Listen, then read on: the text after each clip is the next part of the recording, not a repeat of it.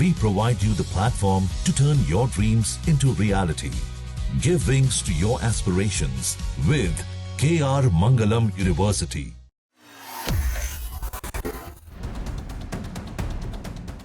Iran के साथ युद्ध छेड़कर ट्रंप खुद को जितना सातिर और ताकतवर समझ रहे थे, ईरान ने उनके तमाम दावों की हवा निकाल दी और उनकी हालत पूरी तरीके से खराब है।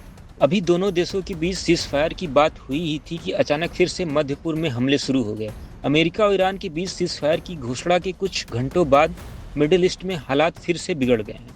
इजरायल ने लेबनान पर हमला किया, जिसके जवाब में ईरान ने मिसाइलें दागी, यहाँ तक कि ईरान ने खाड़ी देशों पर भी हमले कर दिए।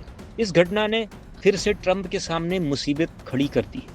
अब ट्रंप क्या करेंगे? अमेरिका में लगातार विरोध झेल रहे ट्रंप के सामने युद्ध रोकने के लिए अब क्या विकल्प हैं, इस बारे में हम विस्तार से आपको बताने वाले हैं।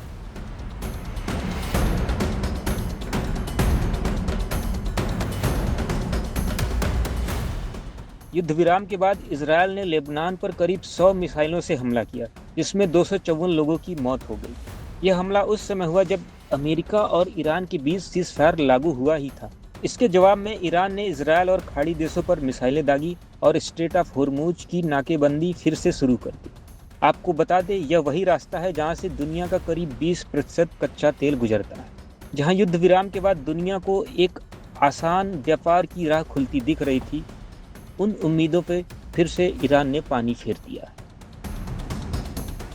लेबनान बना नया विवाद।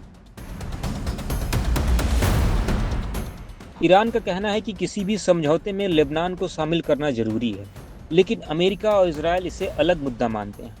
डोनाल्ड ट्रंप ने एक इंटरव्यू में कहा कि बेरूत पर हमला एक अलग मुद्दा है और इसका सीज़फायर से कोई संबंध नहीं है। उन्होंने यह भी कहा कि लेबनान का मुद्दा बाद में सुलझाया जाएगा।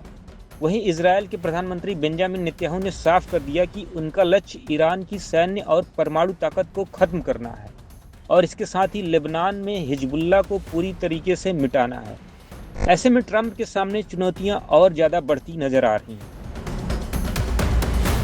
ट्रंप के सामने 3 बड़े विकल्प। इस समय ट्रंप असमंजस में पड़ गए हैं। अब ट्रंप के सामने 3 विकल्प हैं। पहला, युद्ध को फिर से शुरू करना, लेकिन ऐसा करने से हालात और बिगड़ सकते हैं और पूरी दुनिया पर इसका गहरा असर पड़ सकता है। दूसरा विकल्प है कूटनीति को आगे बढ़ाना। अमेरिकी उपराष्ट्रपति जेडी वेंस पाकिस्तान जाकर बातचीत शुरू कर सकते हैं। बताया जा रहा है कि ईरान उन्हें बातचीत के लिए सबसे ज्यादा भरोसेमंद मानता है। तीसरा विकल्प है इजरायल पर दबाव बनाना ताकि वह लेबनान पर हमले रोके, लेकिन विशेषज्ञ मानते हैं कि यह सबसे मुश्किल रास्ता है क्योंकि ट्रंप इजरायल के दबाव में है इस समय।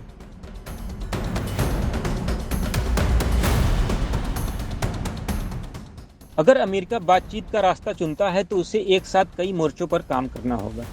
एक तरफ जेडी वेंस पाकिस्तान में बातचीत करेंगे तो दूसरी तरफ ट्रंप को नेतन्याहू से बात कर हमले रोकने के लिए मनाना होगा। ईरान की भी कई शर्तें हैं, जैसे अमेरिकी सैनिकों की वापसी, उस पर प्रतिबंध हटाना और होर्मुज पर नियंत्रण। इन सभी मुद्दों पर सहमति बनाना आसान नहीं होगा। सबसे बड़ी चुनौती यह है कि अगर लेबनान में हमले जारी रहे तो शांति वार्ता कमजोर पड़ सकती है। ऐसे में अब आने वाला वक्त ही बताएगा कि दोनों देश आगे क्या फैसला लेते हैं। सीज़फायर के बाद तेल की कीमतों में थोड़ी गिरावट आई है। कच्चे तेल की कीमतें $100 प्रति बैरल के नीचे पहुंच गई हैं, लेकिन अगर हमले जारी हुए, सीज़फायर टूट गया तो कीमतें फिर से तेजी से बढ़ सकती हैं। इससे पहले ही दुनिया में ईंधन की कीमतें काफ़ी ज़्यादा बढ़ चुकी हैं। यह स्थिति वैश्विक अर्थव्यवस्था के लिए फिर से खतरा बन सकती है। आपको क्या लगता है, इस बार दोनों देश शांति वार्ता कर पाएंगे या एक बार फिर से युद्ध टकराव शुरू हो सकता है? अपने विचार हमें कमेंट सेक्शन में जरूर दें। ऐसी ही और जानकारी के लिए देखते रहें दैनिक जागरण।